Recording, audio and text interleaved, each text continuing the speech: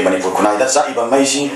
Illegal migrants in the Lapa, Adudagi Torpa, May never give May Marakita Panda, Dugumba, baseless allegation, Shuma academicians in the level, Shuma authorities in the level, Swina, fabricated Weba, Aduga, unjust Weba Suba from Lapase. It's very unfortunate, highly unfortunate. I don't be Yaina Lana, Kambama Lays, a cry the only without the Tidominacy, often I never can have it. At the Tidomina Kandomina, Yawam Magadi, Yawami Bakamu on the deport of Japan and Laupoksa, which on the Pasanaga, out of Passan Clear to Japan. Adusuna speculation the Yumba Wera Pananda, Yawambia, some concept over the kind of system, Masidi, Levy Waki, Mategi scholars in Mategi, elements in the Masidi Katan, kindly Masidi, Tobino,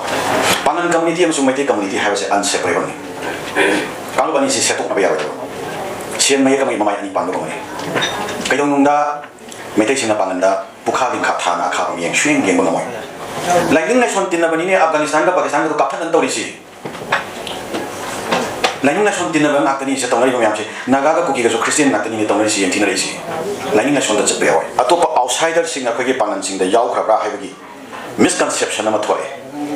masi gi matang si ai ngasi gi medium si khurong jawal lok sake time constraint lerga te tum haibiro akhoi sere se da ngarang han population commission state population commission na akhoi mifam ma conduct to bi sigi sere se da moina table lama puthoi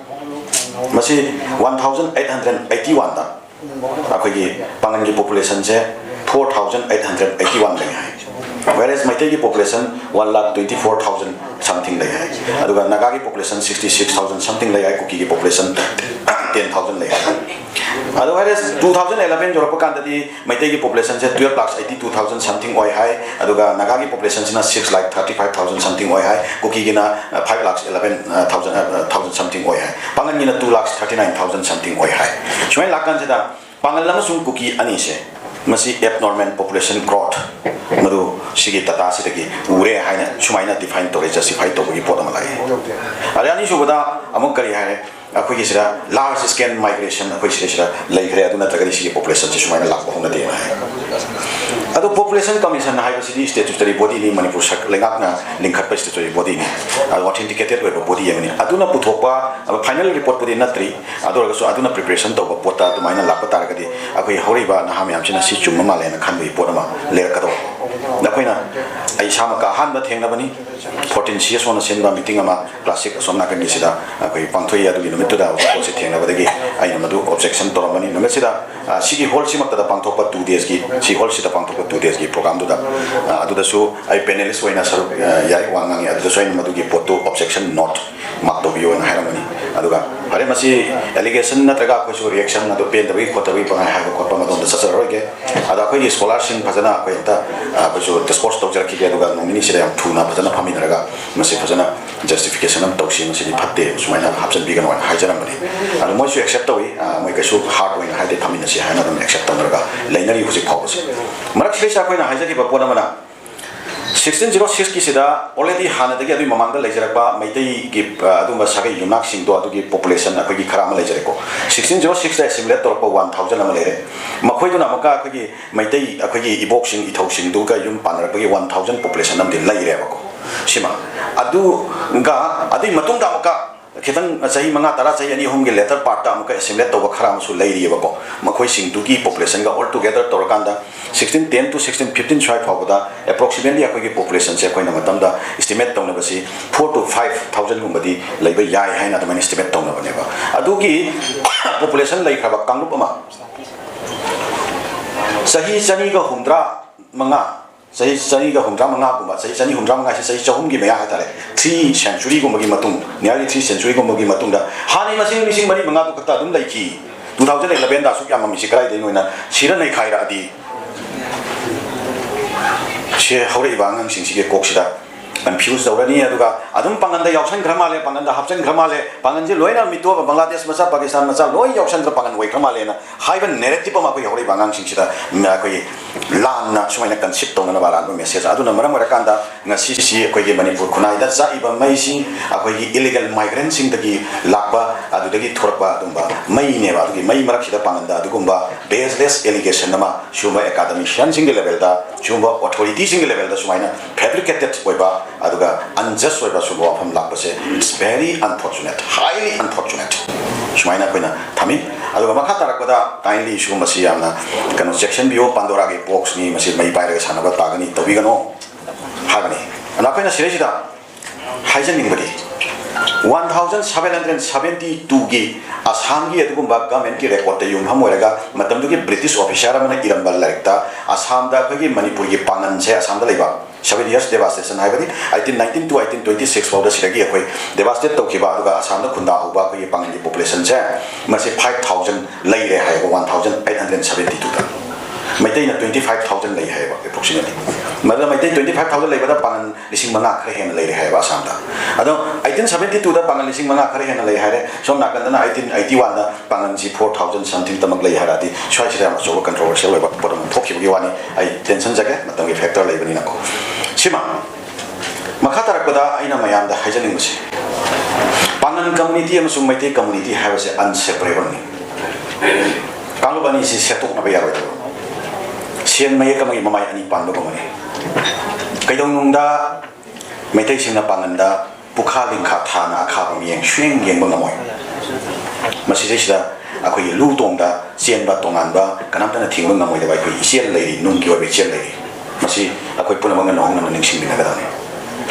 Pangan sing na Maitai da ako yung kaigong matanda pukhaling khathana kan bang amoy. Lining light shon na hai ba sidi Lightning na son tin na bani ni Afghanistan ka Pakistan ka to kaphan nan tawri si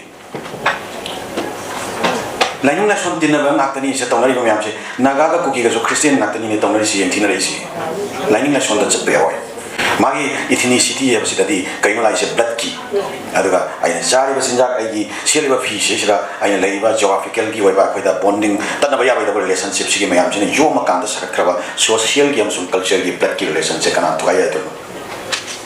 aduna maram warakan ngasi mafam sidagi lanjen na khaba pangan musung Maitai na kasar gi lamda kun thangna thangna pangan Maitai ga lemina ram se kari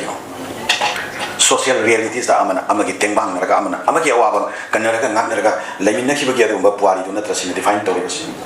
mafam sidagi adum mafam du tan satpada matam da khongup sentan su tongan gani thajate adada khuya da tum ma yuba matam da satok raga lokthong raga adumaina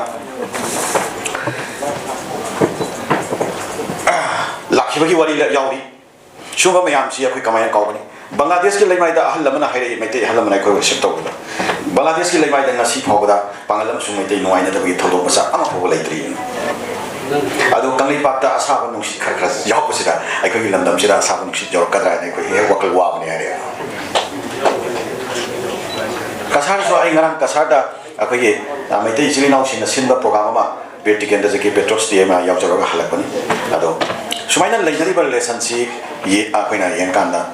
ngasidi Manipur gi hikom ba Manipur dagi separatism gi adumba kankhalak pa mai kai ani makta gi separatism gi akoi keno se web si wang khalak pa matam sida aikoi nauhong na Buari gi adugumba tangkak kaya da pangalam sung Maitai ani na kusam narakanda akoi Manipur gi sovereignty kanana ba satmin nakhiba longmin nakhiba tongnakiba mayam do nauhong na akoi ningsang ba mathau ta tri prasinta aduna pangalam sung Maitai ani unseparable way ba kalbani se nungsina na akoi thajana na lebi na ba yang na ba gi dong tam marakta leiba misconception misunderstanding sing se masi thajana based on reality based on documents akoi thajana clear tongnarakanda akoi thajana tungkoina mahuksa lemin na ba tumaina lemin na ba gi way ba anu ba wakhalon wakal paring ama ko gi kunai si gi halaman gi level de gi horgan lagle su hera ba na si gi wakhalon da masi propong thau ta ba leibra masai ngasi gi phamsi kurong sa ba lojaraga ya pil tau jake akoi gi siresida mitop mian ja pangangi population marakta yaw khiram bai yai haina kana ko mana jingna ba taragadi we are open akoi OBC population commission se lako matam da akoi all Manipur Muslim organizations coordinating committee na akoi memorandum su pike bani aduga press media da su phongdok ki bani akoi pangangi waina fourth generation phawa akoi amtang survey ama tawthoga akoi gen akoi ki khunjing sida mitop mian ja yauri bra ha samtang akoi ki waina atai tawpinga da akoi ja amtang tawthok se na ha jaki bani Manamde, we are firmly believed that akoi sagi clan ngasi kori mayum sagi gi ngasi sirisa phami ba sigi leriba clan se da mitopa ma kori mayum gi marak se yausen na bi mafam leibra ba chumaina singa da su leite singa kongom da su leite makak mayum da su leite ba koina khamja understanding da da sirisa yauram bai yai haina lan na khanba ma lei se krai da yauri mo ta ti dong mina si open hai ba ne ba kon hai se अदो थिदोमिनरगा खंदोमिनरगा यावरमगदी यावरमिबा कांबुदोंते deport तौसेबा अखोय Pangan नते again लाउथोक सकेबा अखोय सोंत फजना दुगा आउत फजन clear तौक सकेबा अदु सु नतबिदा speculation दा युंभम ओइरा पांगनदा यावरम हाइना सुम concept तौबा the kind of system से मसिदी लेबिरिबा अखोय मैतैगी scholar सिंग मैतैगी हलमन सिंग मसिदी खतंग kindly मसिदी तौबिगनो हाइना अखोय सुमाइना अखोय हार्टियसली अखोय appeal तौजदिंगे अदा हजिसु NRC की पोचे अदा अखोय नन्ना एनआरसी से अखोय दि वेलकम नेना हाइजखरे बेजर 1952 51 मदा ओइरागा एनआरसी अपडेट तौथोकसे मदो अखोय वेलकम ने अदुदा अखोय 1951 नि ममांगदा लैबा जनरेशन लाइनेज पीबा ngam मदो कनो तौजकिसन ओबा बेस्ड ऑन डॉक्यूमेंट्स अना सिगुमबदा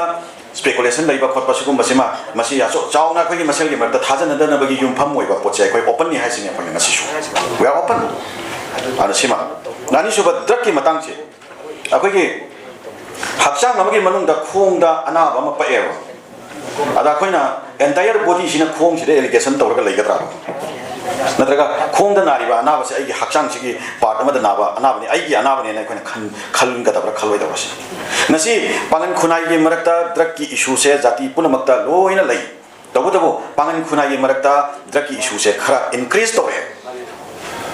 मसी अखोयगी अचौबो पांगनगी अचौबो प्रॉब्लम अमने इन पार्टिकुलर अदुगा मणिपुरी एज अ होल अखोय लोइनबकी प्रॉब्लम नि हाइना खनबी योसिनी दा अखोयना मयाम हाजनगिसि अदुगा पांगननि हेंगलैबा ड्रगकी हेंगलैबा मसिगी डेंजर से एपिडेमिक डेंजर से मसि मतौ करम सतोक्सिगे हाबसिदा अखोयदि एलिगेशन तवै महता अखोय ओपन नि अखोय रेडी नि अखोय कई तौसिगे अखोय रेडी नि हासिनि ngasi akhoi tongan tongan be area da akhoi social boycott ki adugomba movement akhoi hojare akhoi ngamada adu drug yon ba adagi drug ki karwa tor pa kangbu sing se nongoi su pai adagi police ki makok thongba kangbu sing su sangalai adagi akhoi chinda haining da ba tongan ba akhoi ki aso ba kano kangbu sing akhoi ki nan state actor boy ro state actor boy ro loina mayam se moi capacity loi lai narak bagum bam tawe ba sien ngam da bai lai nak ta ba swai sida moi matung da moi na thak na bija da thamba moi gi anekwa bunda phada su lai adu da akhoi social worker ne to ba sing sina तली थोगा कई no मखोई मथक कयम कन बवानो मोय मथक तौ नम दोइसे अंत हाइबियो practical way ब्रा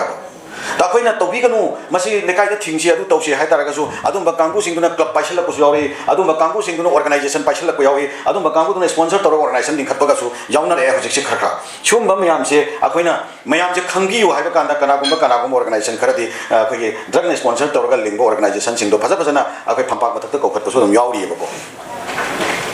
शिशु society सा जो factor अना